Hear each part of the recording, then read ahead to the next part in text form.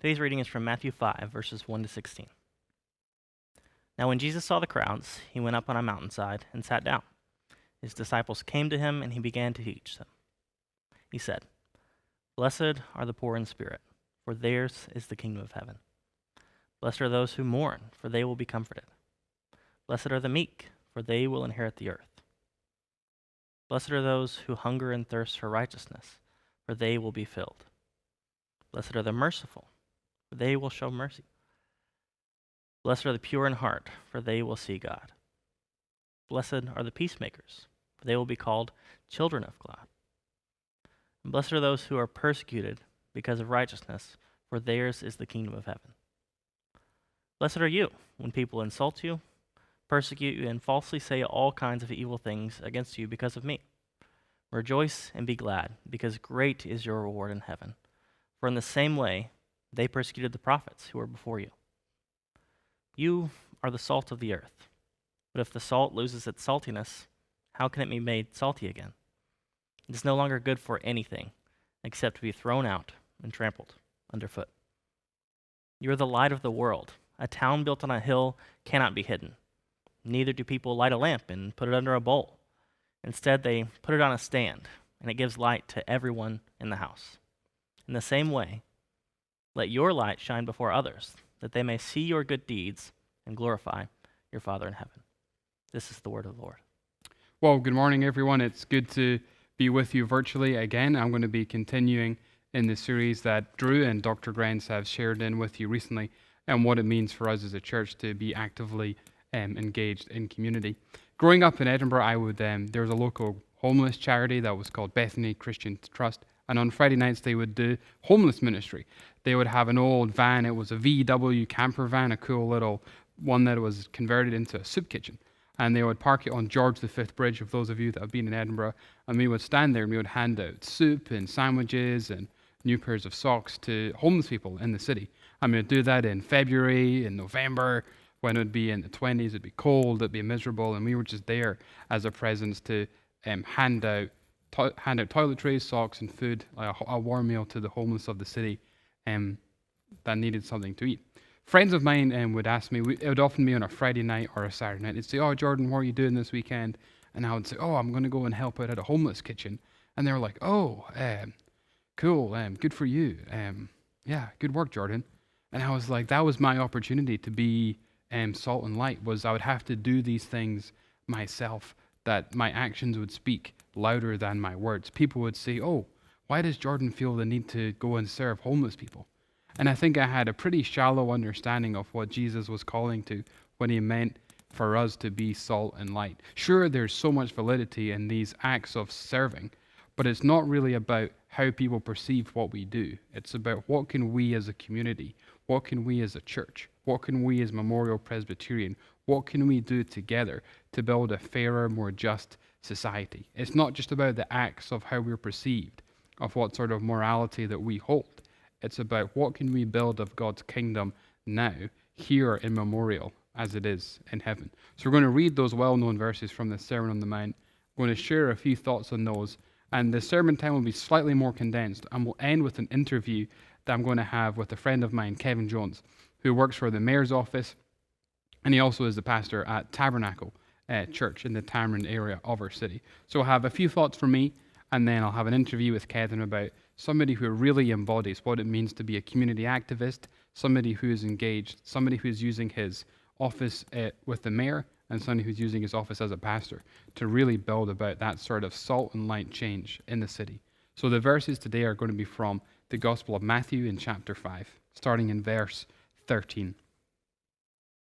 "You are the salt of the earth, but if the salt lose its saltiness, how can it be made salty again? It is no longer good for anything except to be thrown out and trampled on underfoot. You are the light of the world. A town built on a hill cannot be hidden. Neither do people light a lamp and put it under a bowl.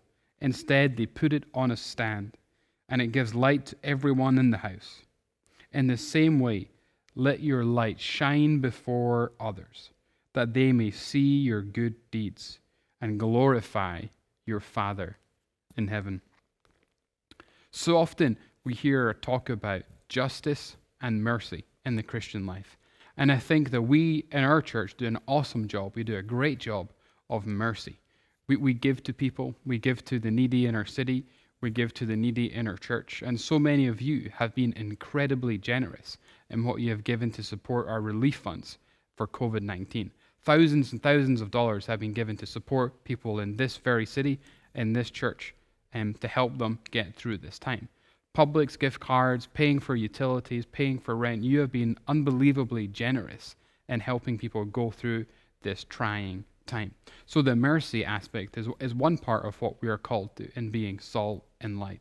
And that's the feeding of the homeless. That's taking care of immediate needs. But I think one thing that we need to wrestle with and think about is the whole idea of justice. What does it mean to bring about justice in the city? And that means that we as a community have to figure out what are the things that happen in this city that we are against? What are the things that happen in this city that do not align with what God would have for the city? Who are the people that are being oppressed? Who are the people that are forgotten? Who are the people that are downtrodden? And what aspects of their life can we advocate for? And that's about building the kingdom of heaven here on earth as it is in heaven. And I really think that that's how we become salt and light, is we as a community can showcase and draw attention to parts of the life in our city that people are forgotten, that people are downtrodden. And it's not just about the individual acts that we do. It's about what are the systems that oppress people. What are the issues that people, is it addiction? Is it homelessness? Is it the inability to get work? Is it prison reform? What are the things that we as a society, we as a church can draw attention to that do not align with the plan that God has for his people, when all people are equal, when all people should have a fair opportunity? Those are the things that we, when we're practicing what it means to be salt and light, is how we can really move the dial in the city of West Palm Beach to draw attention to some of the things there. In my church in Edinburgh that I grew up in, talking about the homeless feeding, that I really thought that salt and light was really a thing of evangelism. Is that I had to have the right thing to say ready at the right time. If someone said, "Oh, Jordan, why do you give up your Friday nights to go and serve a homeless shelter?" I would say, "Well, it's Jesus." So you'd have to have this right thing to say. It was all about evangelism. It was about the head and it was about the heart. It wasn't about action and it wasn't about transforming the city. I didn't really understand the connection between what the homeless person had experienced and how they participated in a wider structure of events that got them to that place. It was just about the meal. It was just about the action. And really, it was just about me. It was about how people were perceiving me doing this good deed to help somebody less fortunate than myself. So really, when we think about salt and light, it has to be, what structures can we transform? What can we as a church to do? How can we participate in what our city is doing to really change the lives of people and to really make a difference of making this city more like the kingdom of God? And sure, there is incredible benefit in changing people's hearts and changing people's minds, but we can't just let our action be about evangelism. We have to make our action about social change, structural change, and really building the kingdom of God here on earth as it is in heaven. And part of that requires imagination. We have to sit and dream and say, and look around our church and say, who are the gifted people here? What skills do they bring to the table? What connections do they have?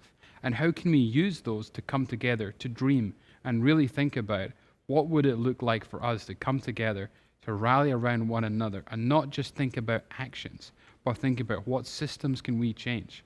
What things can we really do to move the dial for people in our city? Things like the Family Promise families who we host. How can we help them get on their feet after they have gone through the Family Promise program? So the thought I wanted to leave you with is not just about the individual action and being salt and light. We're not just going to be perceived about what we do, but we were perceived as a community, as Memorial Presbyterian Church. What do we stand for? What do we represent? And what are we doing in the city of West Palm Beach? It's not just about the kind action of feeding the homeless person, which was really all about me. It's about how can we come together as a community to really change things and to really start to bring the kingdom of God here on earth as it is in heaven, and really live as a people who live a life that Jesus would have lived, that serve people, that draw people towards him, not through smart answers, but draw people towards him through the way we love one another and the way we love people that are different from us. So this video will now transition into a time where I'll have a little interview with Kevin Jones, and we'll talk about some of the things that have shaped his life as a pastor and some of the things that are going on in the city that we can participate in that can start to do this, of building the kingdom of God on earth as it is in heaven and engaging in the community. And so many of you do such great work in the community. Well, thank you for tuning in and joining us this morning. We're talking in this new series about community engagement, and I think my friend here, Kevin Jones, represents community engagement in West Palm Beach better and more effectively than pretty much anybody I know. I met Kevin 4 years ago in 2016, and Kevin serves a few roles in the city. He works for the mayor's office. He's the head of community programs. So the Peace Walks, the Mayor's Village Initiative, all those are Kevin's brainchild, and he helps run those.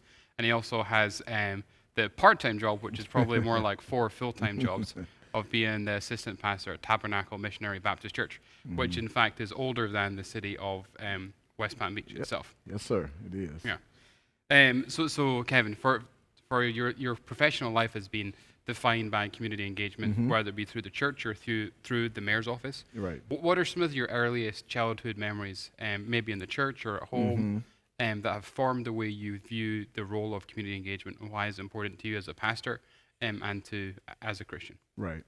Well, first of all, Jordan, thank you for having me on the broadcast today. I really appreciate that, and just providing me this opportunity, this space to reflect and and really to think about why I do the work I do and what influences me. So I would have to say I grew up in a small town in rural Virginia called Rustburg, Virginia, Central Virginia. So it's one of those, if you blink, you're going through it. But it was definitely a warm place, very humble community, hard-working community, people that were serious about their faith and serving. So I would say I really first saw it in my home, just with my parents. I particularly think about my daddy, worked in the factory, but, when he came home, always coached us in athletics. So he volunteered and was really a father to a lot of my friends that didn't have men in their lives. But also, he was the type of individual, he knew it was an older lady down the street that needed her grass cut. He would cut it for free. Not sure my mom always enjoyed that, but a lot of times he did stuff for free, just fixing cars but really a servant's heart, and that was really what I saw in New Free Spring Baptist Church. My church is probably about 180 years or more. It's been around a while, but once again, it's a family church. But there was not a lot of work as it relates to like social justice and things of that nature. But just remembering just the love and the fellowship and just really laying that foundation for me as it relates to my faith walk and my relationship with Jesus. From witnessing the elders or the adults, assisting families, who were in need financially, or preparing Thanksgiving baskets or Christmas baskets, really supporting their college students. I can remember sometimes, getting ready to head back to college, to undergrad, and somebody slide me $5 or $2 or $10 or a pound cake. But just always, they were always supportive, and they was always caring, and you always left there. Even when I go home now, you feel like you can run through a brick wall. You just feel empowered and renewed, and I think that has really inspired me moving forward. And then kind of going on from that thought, that the black church is almost a trope that it produces political leaders. Right. It's sort of the black pulpit is the place where political candidates find their voice, hone their skills. But also it's equally a place where the black church has been a community hub for community engagement, social action, social justice, and a place that provides for the community. What do you think it is about the history of the black church, or their interpretation of maybe some of Jesus' words in the Sermon on the Mount, that really kind of have this focus of social action, social engagement. Right. Yeah, well, Jordan, I think it really was birthed out of necessity. Mm, I don't think it was the intent, for the black church to be formed, mm, but just because of racism and just the historical racism in this country, that's really how, the black church was mm, birthed. I mean, even in slavery, there was something known as the invisible institution because although they may have went to church with the slave master preaching or whoever the preacher may be, but they were very selective, mm, about the passages, slaves or obey your master. They rarely talked about Moses, being the liberator or assisting in the liberation of the Israelites. So they were very selective on scriptures, but in the midnight hour, while master was asleep, they would either be down in the brush arbors or mm, they would be in one of the slave quarters, and that's when they really had church. So just even from that moment, they were really talking about liberation and hey, God could liberate mm, the Jews. He could do the same for us.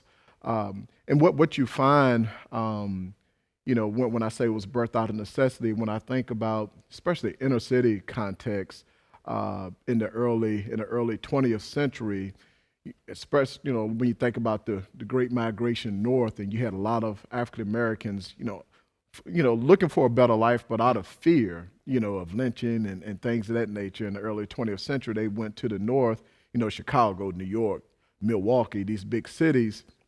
And what they found was these churches was like, okay, we have all of these African Americans in these densely populated areas. Yes, it's good to have church, but what type of services can we help them with? Can we help them with employment? Can we help them with housing? Can we help them with child care, or whatever the case may be? So, I always say the black church, our situation is unique. Even when I think about Tabernacle, we're in a densely populated area, where there's a lot of crime and violence and things of that nature. So, there's really no need, and God bless everybody that does mission overseas and things of that nature. There's a lot of mission, right outside of our doors. So I believe it was just natural that, that we engage in our communities. To your point, talking about the civil rights movement, just that whole prophetic voice and that whole prophetic witness. I mean, that's where black folk congregated, at the church. So if it was something around voter registration, or if it was around integrating a certain store, or police brutality, or whatever the case may be, the hub was the black church, because that's where everybody gathered,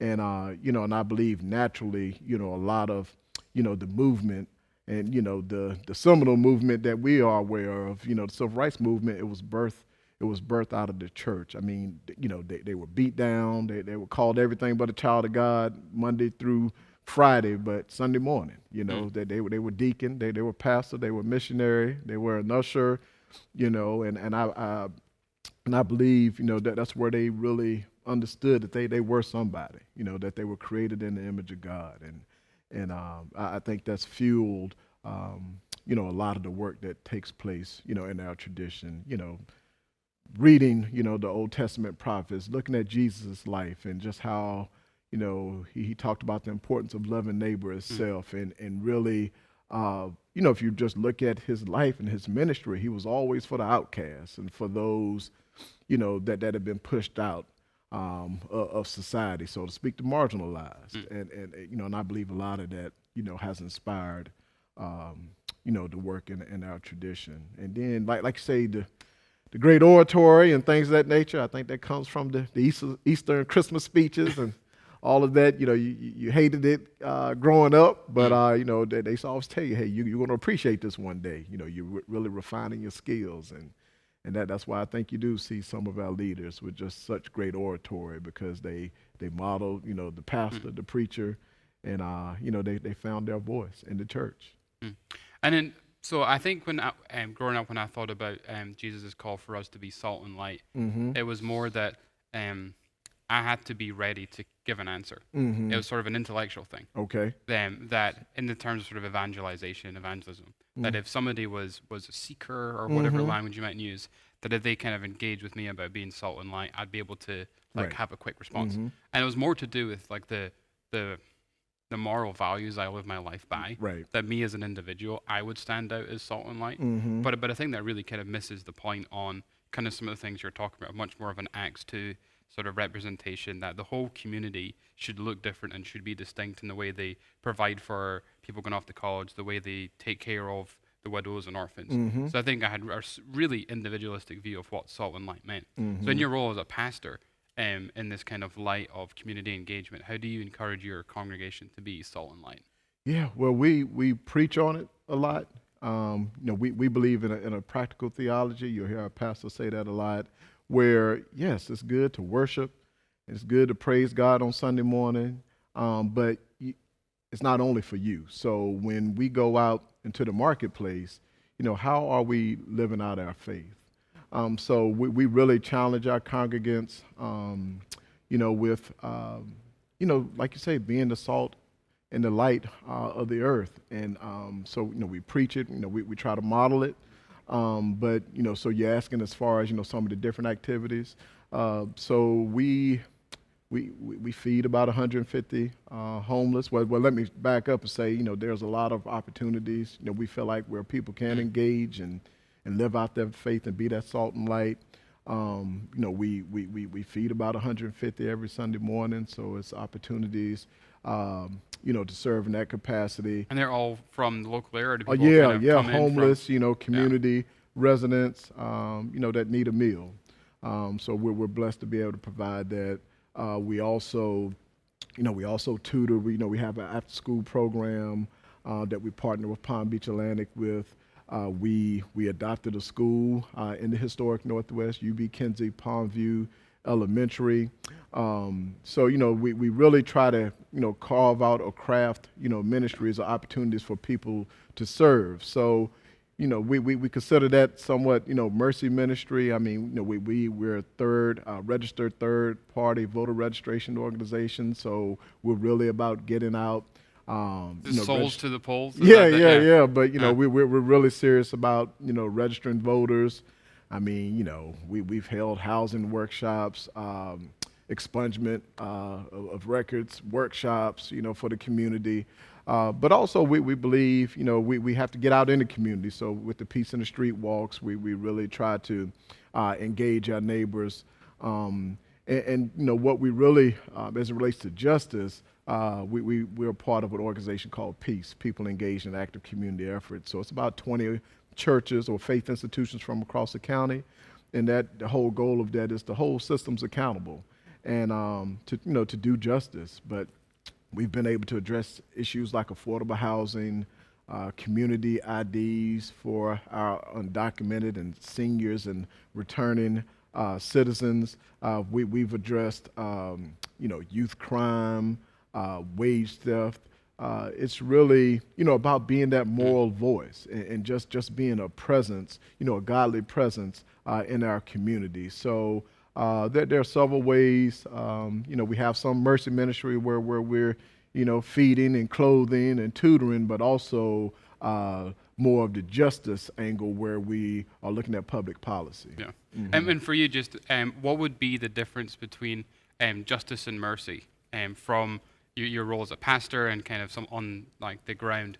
How do you think that the church can articulate a voice of justice and a voice of mercy? Yeah, so as far as mercy, what we call mercy ministries, that's a direct service. So, once again, if you're feeding somebody, if you're clothing somebody, if we have members bringing in canned goods or something to help feed those in need. Those are mercy ministries. It's more of a direct service, where justice is more of like a direct action. So we may not be touching people physically, but we're definitely not. Just now. not in these days. But we're really about addressing policy. And one thing we found about justice work is hard. It's hard to do it by yourself. So that's why we believe, we need to have numbers. We need to have others, from different races that look different denominations, sometimes even different faiths. Right. But what we all believe is that our faith has called us to do justice, Yes. and it's been real impressive to see what we've been able to accomplish. Yeah, and I think there definitely is part of me that's when we start talking about policy in the church, and my pastor is said, well, we have people from all across the spectrum in our pews, so like there's a hesitancy to maybe talk about it.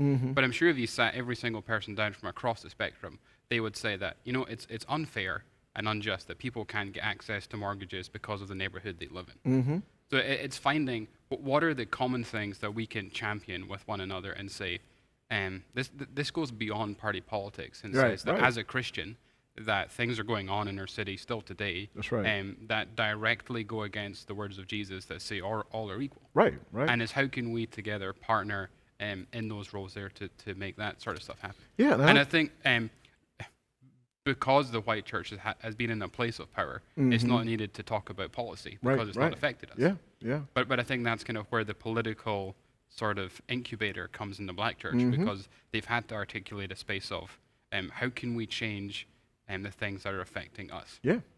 I mean, we're really a voice for the voiceless. So, definitely, sometimes it's going on within our congregation, but definitely outside. I mean, all we got to do is just look around us and, just what are we going to do, with these, young men in our communities. Like you say, in the Northwest, it's about, well, now it's probably about 7 to 8% home ownership, It's 7, the single Yeah, figures. 7 to 8, not Yeah. 78. 7 to 8% home ownership. The unemployment rate is double digits. Although you hear it touted, how it's 3-4% in the county, and in the city it's much larger, much higher in these contexts. So just as people of God, people of goodwill, people of faith, how can we speak into that? So we hear that a lot. You hear that a lot if you come to 8th and Division in our sermons. But we don't only talk about it; we try to be about it as well. So, shifting gears slightly here, in your role in the mayor's office, and maybe to do with the Village Initiative and the Young Males Initiative, what role can we as Memorial play in being salt and light in the city of West Palm Beach with some of those efforts that you've been involved in? Yeah, well, that's a good question. If you look at the city's strategic plan, one of the pillars, or our pillars, is equity and empowerment. So, this is really an initiative to create a more equitable city. The Mayor's Village Initiative is focusing on probably the 3 most distressed neighborhoods in our city. And the goal is to not only reduce violence or to reduce homicides with black males, but also to improve outcomes. So, I think ways that Memorial could assist is definitely being prayerful, about the work that is taking place, but also, getting involved, being a presence. Yourself and others, we're grateful that you all have come out and walked with us in the neighborhood, because it's good, that people get a perspective of what's going on. So some people believe that's insignificant, but I believe in the importance of, engaging folk and just letting them know that they matter, and trying to share hope and resources with them. But also, we know a big piece is the economy, or jobs and training. So who knows? I mean, it'd be great if somebody from Memorial may be a painter, or may have a certain vocation where they're open, to giving a young man an opportunity. An apprenticeship. Yeah, some type of apprenticeship. Of course, we'll try to kind of select somebody that's serious and want to work and want to improve their lives. But yeah, I think there's definitely ways where Memorial could assist. But definitely, just being supportive, engaging pastors and individuals, in these African American communities, just to get more history. That's something that you've done well, where you've been willing to come in and listen And then we'll just see where the Holy Spirit moves, man. I mean, you never know what may be birthed out of that, but I mean, I do think it's important for, churches on this side, so to speak, to engage and to advocate, when there's opportunities to, to come to City Hall or advocate anywhere, it'll be good to see some of our brothers, sister churches, across the city. Yeah, I had lived in West Palm a year before I went into the historic Northwest neighborhood. And remember the first time after I went in there, I was having dinner on Clematis Street there. And I was like, just looking around everyone, like having a glass of wine, having a nice meal. And I'm like, the Northwest neighborhood is a quarter mile from here. Yep. And it may as well be on Mars. Oh, yeah. Like it just feels so far removed of the experience of this nice little middle class life on this beautiful kind of waterfront area. And I was stunned. Yeah. Then I was wondering, like, how many people here know that this neighborhood exists? How many people here know the needs of this neighborhood? And how many people here think that there's actually anything that they could do? Right. Yeah. So that's why I really call it the Village Initiative, because it's going to take all of us. It's going to take all of us to bring our best, ideas and our willingness to serve, to help, just to help these target neighborhoods. Because I believe, Jordan, if we could lift up those brothers and sisters, everybody in that neighborhood. My work is particularly focused on black males, but it's going to raise up the whole city. And I think we could truly be a light. Yeah, a rising tide raises all ships. Yeah. And I think we could be a light not only in this city, but in this nation, if we're able to accomplish that. But I'm from Virginia, like I said, rural Virginia. And when I first moved here with my cousin, he said, we'll just ride around and let me know what you think. And that was what I picked up on, just a stark contrast in a couple of blocks, where, it's comfortable middle class to abject poverty. I mean, some of those neighborhoods are really invisible. And what I'm trying to do is really bring awareness and shine a light on some of the inequity and just the injustice that's taking place in these communities. My parents came and visited from Scotland, and I was kind of driving them around town, getting a little tour. And we were going to have some dinner in Northwood. And we were driving along Flagler past Martin Luther King Park. And there was like 4 or 5 tents of homeless people in Martin Luther King Park overlooking Palm Beach, which is the most affluent zip code in all of the country. Absolutely. And I thought, like, what a picture of some of the contrast of American life. Is that in Martin Luther King Park, of all places, there's homeless people overlooking the wealthiest zip code in the nation. Yeah. And I was like, it really kind of made me think for a while, just that picture. Yeah, some work to do. So, I mean, it's a great place, but like many cities, got a lot of work to do, a lot of work ahead of us. And we're grateful to have people like you leading the charge. Well, appreciate it, man. Our memorial will be praying for you, and we're grateful for the time you spent to share a lot of what you're doing, and with Tabernacle and with the city. But thanks so much. Yeah.